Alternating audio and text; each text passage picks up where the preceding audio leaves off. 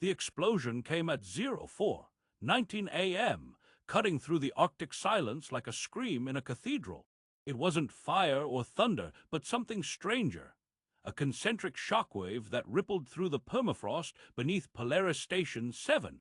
Instruments inside the research dome flared red in a sudden frenzy of movement. Pressure sensors spiked. Thermal monitors climbed. The seismograph spat out an erratic trail of jagged lines. Something had broken loose beneath the ice. Dr. Alan Merrow stared at the data with a stillness that bordered on reverence. For 3 years, he had lived among blinking lights and static wind, buried beneath exile and shame. The world above had moved on, forgotten him, by design. But now the earth itself had whispered, and it whispered directly to him. He zipped up his environmental suit with practiced indifference. Outside, the temperature hovered at degrees C. Wind screamed across the ice fields like a creature with no home. He loaded a pack, calibrated the snow crawler, and set off toward the anomaly, alone. The coordinates led him beyond the last marked boundary of Polaris jurisdiction. Snow battered the reinforced glass windshield, turning the world into a flickering blur of white. After 90 minutes of crawling over ancient glacial ridges, the radar pinged. Alan stopped the vehicle. He stepped out, boots crunching against fractured ice. A crater stretched before him, wide, deep, unnaturally symmetrical. At its center lay something dark and massive, half submerged beneath layers of shattered frost. A metallic object, weatherless and smooth, unlike any terrestrial alloy. Not a crash, not debris. This was buried placed asterisk. Alan approached it, heart pounding against his ribs. As he neared the surface, he saw the faint shimmer of lights running beneath its skin. Veins of luminescence pulsed like a heartbeat. Whatever this was, it wasn't dead. He reached out, slowly, gloved hand trembling just above the surface. Then he touched it. The world vanished. He stood not in the crater, but in a vast obsidian chamber suspended in a void. Around him, walls pulsed with slow, breathing light. Geometric shapes drifted through the air, symbols, languages unknown yet eerily comprehensible. Images stabbed into his consciousness. A planet engulfed in green flame. A fleet of biomechanical leviathans ripping through space. Living cities collapsing into silence. A war, endless, cosmic, and then stillness. A final vision, something immense drifting toward a blue planet. Earth. Alan collapsed onto the snow, gasping, vision blurred, heart slamming into his throat. He blinked rapidly, the cold stinging his eyes. The crater remained. The object still pulsed, but something inside him had changed. It hadn't just shown him visions. It had shared them, transferred memories like files in a corrupted archive. He stumbled back to the crawler and returned to the station in silence. That night, Alan disconnected the station's uplink to the global network. One command line, one confirmation. He severed contact without hesitation. If this was what he suspected, the fewer people who knew, the better. In the solitude of his quarters, he began recording. Dr. Alan Merrow, Polaris log unsent. At approximately 04:19, an energy spike occurred northwest of the station, leading to the discovery of what appears to be an alien structure, partially buried beneath the permafrost. Initial contact triggered a neurovisual event, non-random, encoded, possibly intentional. The object is alive, or once was. Its systems are semi-biological, neural, and somehow they speak a language I almost recognize. He paused, staring at the blinking cursor. I'm not contacting command. Not yet. I've made that mistake before. If this is what I think it is, if it's what we feared back in Geneva, then it cannot fall into their hands. Alan leaned back, hands shaking slightly. Years ago, when Project Venari was shut down and he was labeled a pariah, the scientific community had made one thing clear. Alan Merrow could no longer be trusted with decisions that involved the human conscience. But this was bigger than ethics. He pulled up the images from the ship's surface. Among the alien glyphs, one cluster pulsed more frequently than the others. a tight spiral of interconnected nodes, reminiscent of a neural tree. He ran a pattern recognition scan. The results came back with 67% similarity to *Venari code syntax asterisk. It hit him like cold steel to the gut. His virus, the one designed to mimic neural pathways and override aggression, was structurally compatible with this alien system. Not only that, it had likely originated from it, or evolved in parallel. The implications were staggering. He whispered aloud, "What the hell did we stumble into 30 years ago?" Somewhere in the frozen dark, a ship waited. Not just alien, but symbiotic, capable of merging with organic input. And perhaps of being guided asterisk. He stared out through the frost-covered window of Polaris 7. The sky above was blank. No stars, no judgment, just the hiss of the wind. He was alone here, as always. But this time he had a purpose. He returned to his journal. This time he spoke not to the network, not to any committee or command center. If this is how I make it right, if this is my way to silence the ghosts of Venari, then I'll die here, in the ice, but I'll die knowing I tried. Outside, the cold whispered no answer. But something beneath the earth was listening. For most of the world, Dr. Alan Merrow was a forgotten name. One of those disgraced prodigies filed away in the footnotes of scientific scandals. But for those who once worked beside him, he was the mind behind *Venari***, the program that dared to question the very foundation of free will. Years ago, Alan had stood in the heart of the Geneva Bioethics Council, a man of science branded a criminal. His project, originally designed to suppress violent behavior in high-risk operatives through viral gene modulation, had instead backfired catastrophically. During a field deployment, a dormant trigger misfired. 13 elite soldiers lost all sense of identity within minutes, some collapsing, others turning on their own. 3 died, the rest never fully came back. The public called it the puppet massacre ***. Alan was sentenced to scientific exile under the illusion of research reassignment. Polaris 7, an isolated Arctic bioresearch station surrounded by 300 miles of nothing but frozen wasteland and sensor. Storms became his prison. No visitors, no press, no redemption. He never asked for any. For the past 3 years, Alan lived on ration packs and silence. He wrote nothing of value, contributed nothing to the global networks, and ignored every check-in call. His once renowned journals sat untouched. The only light in his room came from the monitor screen where he ran endlessly recursive simulations, trying to prove one idea, that morality, even in code, could be learned. He never claimed innocence. He simply believed that somewhere, buried beneath the failure, was a decision worth revisiting, a line worth reprogramming. Then the signal came. It started as a deep, sub-bass rumble, a resonance beneath the ground that set his coffee cup trembling against the lab table. A few seconds later, the sensors flared crimson across every panel. Seismic activity, but not tectonic, thermal spikes, electromagnetic pulses in harmonic sequences. Alan blinked. A heat signature was rising from deep under the glacier shelf, too symmetrical, too stable to be natural. He put on his suit before the data finished processing. It took 3 hours on the snowcrawler to reach the coordinates. Winds howled like wolves possessed. His breath fogged inside the helmet, forming fractal veins against the inner glass. Snow blasted sideways, as if nature herself were rejecting him. But the ice gave way. A crater nearly 90 meters wide yawned beneath the storm. At its heart, metal, not human metal. This was bone-colored, veined with something that pulsed faintly under touch. The exposed structure looked like the ribs of a sleeping leviathan buried for millennia.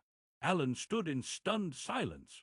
The last time he felt that kind of awe was when Venari's AI responded with its first autonomous decision. This was bigger. He approached.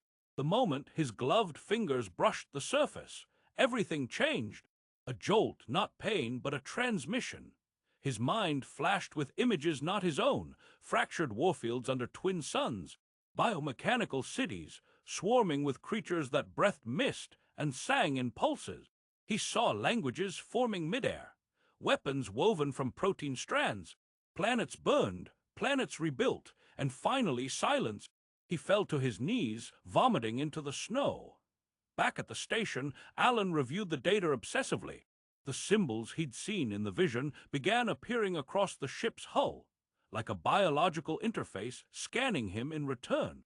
And then, something even more staggering, a biological software layer, strings of nucleic acids arranged not for replication, but for asterisk command processing asterisk. It was code, not written in silicon but in living cells, a nervous system that responded to logic. He froze. It was asterisk venari asterisk asterisk. Not the same program, of course, but a system frighteningly compatible. Alan compared the syntactic structures. The alien sequence mirrored the early heuristics of his own virus, down to the neural triggers, the pattern-reactive learning, even the ethical decision trees. It was as if someone, something, had already walked this path long before him. He stared at the blinking symbols. A thought crept into his mind like a virus of its own. If this ship could be controlled, if this architecture could respond to the right command, then maybe he could stop what it once destroyed. He didn't report the find. No one would believe him, and worse, someone would come to take it.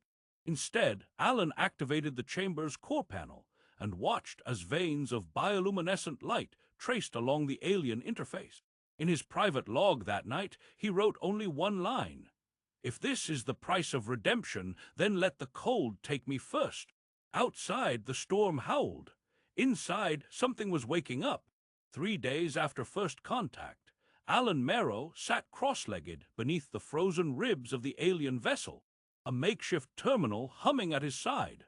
Every breath he exhaled frosted instantly. The interface, if it could be called that, responded not to touch or code, but thought, emotion, memory. The core of the ship had awakened. The initial neural handshake had been hesitant, like a wounded animal sniffing an outstretched hand. But once trust was established, the floodgates opened. The ship systems unfurled before him, not as blueprints or files, but as sensations, images, impressions encoded into biological pulses. He wasn't reading code. He was asterisk remembering it. And then came the warning. Without preamble, the interface pulsed deep crimson. A tremor passed through the entire structure. Alan's heart skipped. A sound, low, harmonic, more felt than heard, vibrated through his skull. His vision blurred. Symbols danced across his retinas, and then, clear and unmistakable, a voice, not human but familiar. 11 cycles until convergence. Biostrike fleet inbound. Origin, Sector Hadron 4. Earthfall, T-minus 264 hours. Alan's fingers clenched around the frozen cable in his lap. A second voice followed, slower, heavier, like stone scraping against stone. This one felt older, not alien, human-made. "We left this vessel for the last of you, for the one who understands what it means to be wrong." The whisper faded. Alan staggered back, breath caught in his throat. Earthfall, a biostrike fleet, 11 days. He sat for a long time beneath the frozen sky, letting the snow gather on his shoulders. The cold didn't matter anymore. What had once been theory, fear, conspiracy was now fact. Something was coming, and someone long ago had planned for it. Left this ship not as a weapon, but as a test. And they left it for someone who'd already failed. He returned to Polaris 7 with trembling hands and a fractured mind. Inside, the heater barely worked. He ignored it, opening his private notebook. He flipped past sketches of the ship's core and pulled up a hidden archive, *** Project Venari, phase null ***. Lines of code stared back at him like a ghost. The virus he had created, designed to hijack organic neural systems, originally aimed at pacifying battlefield threats. When it worked, it was surgical. When it failed, it erased people. He hadn't looked at this code in years. It felt like digging up the bones of a murder victim, one you buried yourself.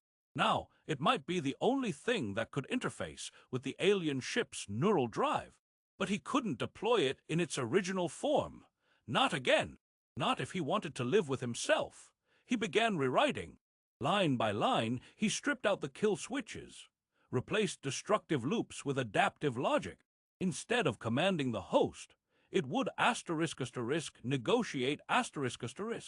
Instead of wiping memory, it would mirror it, blend it with his own commands. A hybrid virus, a conscious parasite, a symbiosis built on *choice**. It took 4 sleepless days. The interface accepted the upload on the first attempt. As he ran the final simulation, something strange began to happen. His vision blurred again, but this time it wasn't the ship. It was his own body **. He stumbled, clutching the console. His hands trembled uncontrollably. His skin prickled. His pupils dilated. The ship's internal rhythm, the pulsing bioluminescence, had synced with his own heartbeat.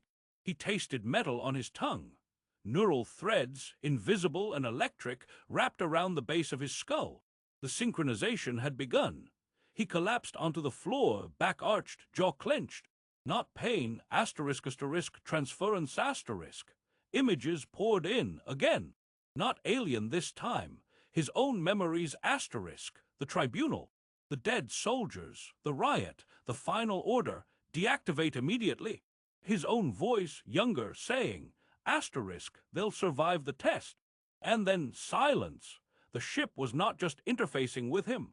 It was **, learning him, reading his guilt, reconstructing his moral architecture, digesting his neural code alongside the virus. It didn't just want a pilot. It wanted a mirror. As the pulses slowed and stabilized, Alan lay motionless. His vision slowly returned, though everything now carried a faint blue glow. The world felt closer, sharper. He could feel the faint hum of power under the floorboards of Polaris 7. He could sense the magnetic field surrounding the buried ship. His body was still his, but his nervous system was not alone anymore. He stood slowly, his breath rising in clouds. "You're not just technology," he whispered. "You're sentient. You're waiting to choose." He stared into the dark ice beyond the window. The ship had chosen him, yes, but only conditionally. He now carried a rewritten version of the Venari virus within his own brain, merged with alien protocols, encrypted in emotion, ready to be transmitted through thought. He was the key, but he was also the payload. For the first time in years, Alan Marrow was afraid. And for the first time in years, he had no intention of running. The alien fleet arrived in silence. No flash of light, no roaring descent. Just a sudden, undeniable presence above Earth's orbit, dozens of vast, geometric vessels aligning into a predatory formation. Their hulls shimmered like living obsidian, absorbing light instead of reflecting it. Each ship moved with terrifying precision, synchronized like neurons in a hive mind. And yet no nation noticed. No satellite raised the alarm. They were invisible, cloaked, waiting. Alan saw them because the ship showed him. He stood beneath the curved ceiling of the alien command chamber, ice crackling behind him as the structure continued rising from its burial ground. The ship had begun its resurrection. The interface pulsed against his spine, warm and cold at once. His breath came in shallow bursts as he processed the display before him. Not a screen, but a projection of thought and instinct. The fleet was real. The timer was real. 9 days left. Perhaps less. He focused. In his mind, he activated the ship's broadcast array. A ring of light radiated from the ship's crown and spiraled upward into the sky. It was a false signature, an ancient alliance marker once used by the extinct race who built this vessel. The code would read as friendly to the approaching fleet. He was buying time, but deception came with a cost. The more he fused with the ship, the more it demanded of him. He felt the presence again, a consciousness behind the systems, vast and quiet like the ocean floor. He had not yet spoken to it directly, until now. The pulse in his head intensified. A hum grew into a voice, Not human, not entirely alien. It was something in between. An intelligence half dormant, awakened by Alan's virus and reshaped by his memories. You seek access, it said. Alan closed his eyes. I need full control. Navigation, defense, viral distribution, everything. You are not qualified. I rewrote the virus. I've adapted it. It won't destroy your systems. We are not concerned about the ship. We are concerned about you. Alan hesitated. Then test me. There was silence. Then the voice returned, colder this time. To grant full integration, you must surrender memory. Painful memory, anchors. A wall of light unfolded before him. His heartbeat slowed. Images flickered through the air, childhood photos, the scent of tobacco and wet earth. A voice calling his name in the dark. Offer a memory that defines your humanity. Alan shook his head instinctively. I'm not giving up who I am. You must give up who you were. The interface brightened. The images sharpened. A small house on a hill. 2 figures on a porch. His mother brushing snow from his coat. His father building a telescope out of scraps. The smell of cinnamon and rust. Alan's chest constricted.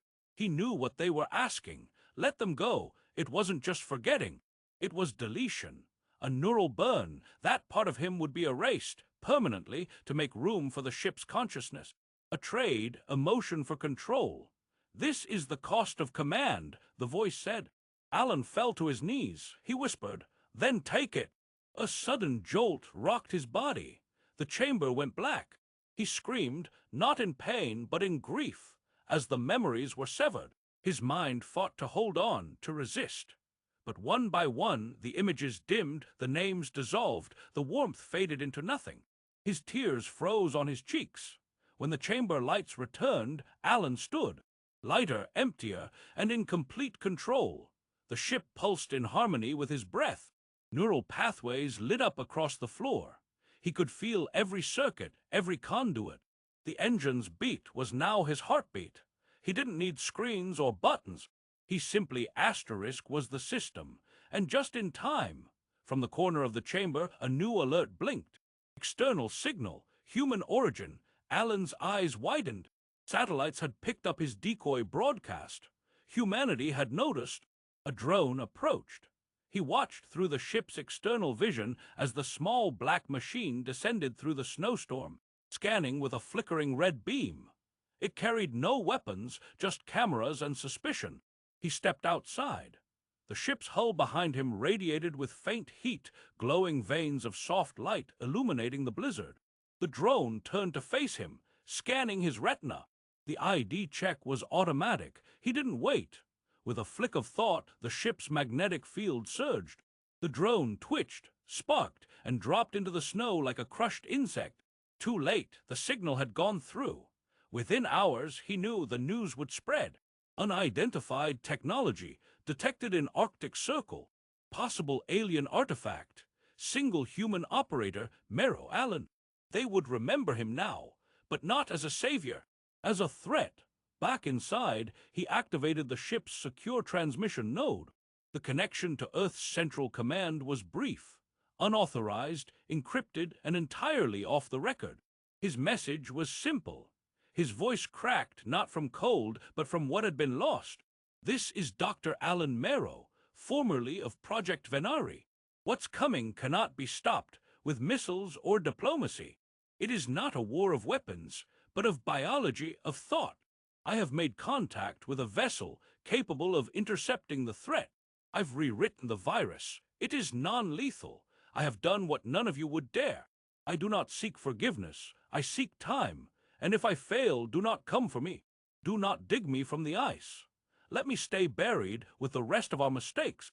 He cut the link. Outside, the storm thickened. Above, the alien fleet shifted position, closer now. As if it, too, had heard the lie Alan broadcasted. Or maybe it had recognized something else, something familiar. The ship beneath his feet thrummed with growing intensity. It was no longer dormant, and neither was he. The alien Armada had entered Earth's outer atmosphere. Alan could feel their gravitational distortions long before they were visible to satellites. Dozens of ships, vast, silent, alive, hovered in perfect alignment above the exosphere. No warnings, no transmissions, no declarations of war. Just the weight of their presence pressing down on the planet like the slow descent of fate. Inside the alien command vessel, now fully awakened and risen from the Arctic ice, Alan stood at the center of a living system that pulsed in time with his heartbeat. Neural threads connected him to every nerve of the ship, every vein of its bioengineered structure. His body no longer merely occupied the chamber. It had been integrated, partially rewritten. His thoughts triggered, cascading patterns of light through the walls. His memories echoed in its circuits. His virus, was ready. It pulsed quietly in the neural core, dormant but coiled like a serpent. It had already mapped the command structure of the fleet overhead. With a single signal, it could propagate through their biolinks, infiltrate their cognition centers, and sever the neural pathways binding them together. But there was a catch.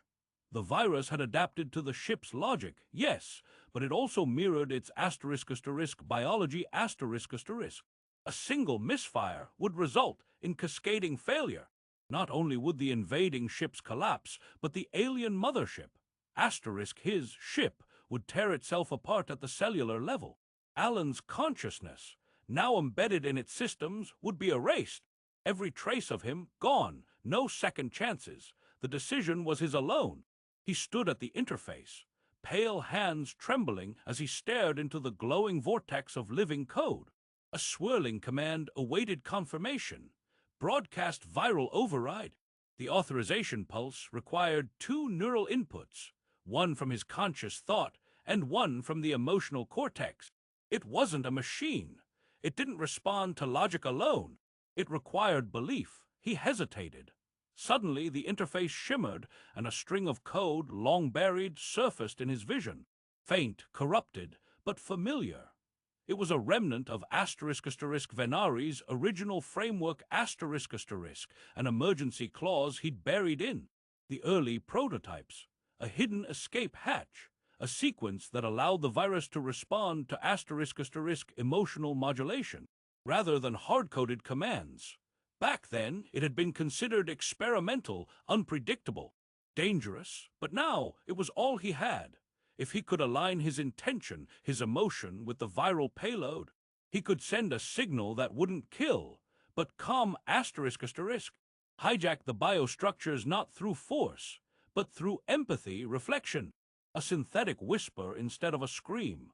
The interface asked again, "Execute!" His vision blurred. The ship's walls seemed to fade. A rush of memory, fractured, stuttering, pushed its way to the surface. He remembered the choice. Geneva, the last trial of Project Venari. The test subjects, the override switch. The moment he signed the order despite knowing the neural patterns weren't stable. He'd told himself it was a calculated risk. He told the others, they'll be fine. It's under control. They were 3 lives lost. 13 changed forever. He had never forgotten the numbers, but the pain, the guilt that had been buried, now it returned. Sharper, clearer, not as punishment, but as clarity. He stared into the core and whispered, "Not this time." His fingers touched the activation node. He didn't press. He didn't command. He felt ***. Grief, responsibility, and then choice. This time I choose not to kill. The ship shuddered. A ripple of cold light ran across its hull. The neural threads around his body tightened, not in pain, but in affirmation. The virus pulsed once, then dispersed. A pale beam shot upward from the ship, invisible to the naked eye, but bright within the cognitive wavelengths of the fleet. For a moment there was no response. Then movement. Above Earth, the alien ships faltered, not crashed, not burned, simply stopped. One by one, their formations dissolved. Their engines dimmed. The pulsing lights beneath their hulls slowed to a gentle rhythm. Entire command links went dark. No signals, no hostility, no trace of consciousness. They had been disconnected from the hive, neutralized, not destroyed. In the command chamber, Alan collapsed to his knees. Sweat poured down his face. His hands gripped the floor as he felt the weight of the neural field recede. The ship systems began to quiet, the heartbeat slowed, and then came the silence, not absence but peace. He stood slowly. The interface pulsed with a dim blue glow now, no longer invasive. He had not broken the ship. He had merged with it, and through him it had remembered mercy. On Earth, global sensors finally detected the shift. Telescopes scrambled.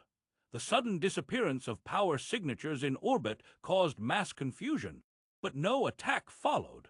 No invasion, just stillness. And far beneath the Arctic ice, in the ship that no longer slept, a man stood alone, not victorious, but redeemed. Alan walked to the outer chamber. Through the transparent bioglass, he could see the pale sky beginning to clear. The snow had stopped. The wind had calmed. The world above didn't know what had happened. Perhaps they never would, but he did, and so did the ship. The fleet dissolved without a sound. No fire, no thunder, no wreckage burning across the sky.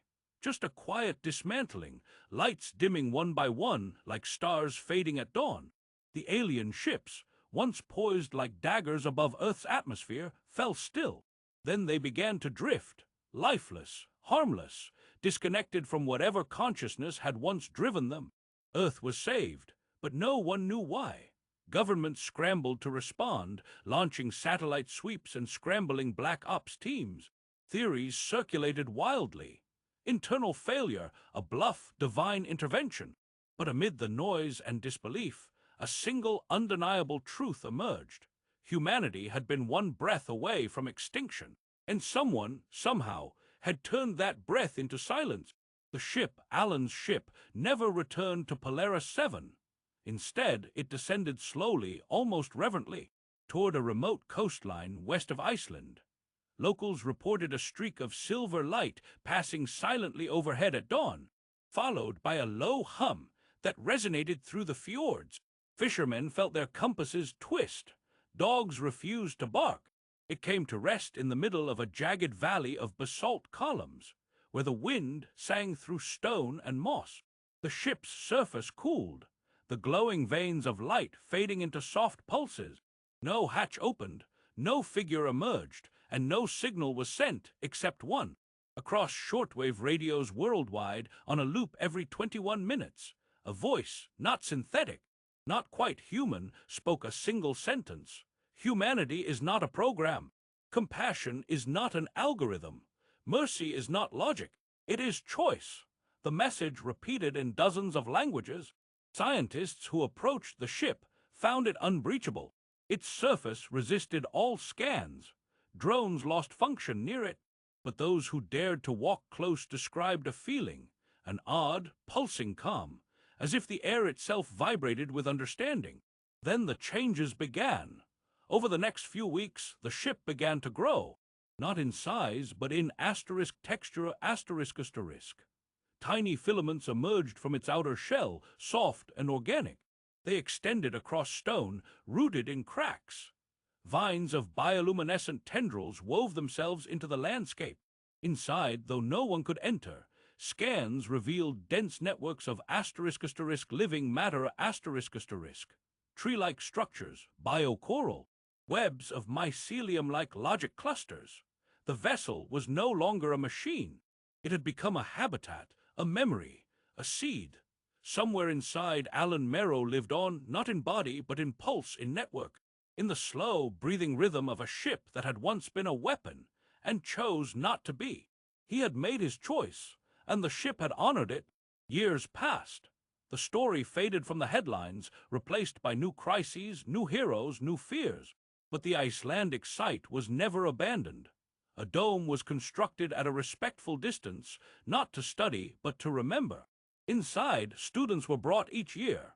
No textbooks, no lectures, just a quiet walk along the edge of the living ship, now covered in moss-colored skin that shimmered when sunlight hit it just right. The air there always seemed warmer, quieter, as if listening. One day, a small group stood in front of the central ridge. Their guide, an older woman with silver hair and a badge that read asterisk. Narrator asterisk knelt in front of a cluster of students. She gestured to the ship's hull, where faint etchings pulsed like heartbeat traces beneath the surface. "This is where it happened," she said softly.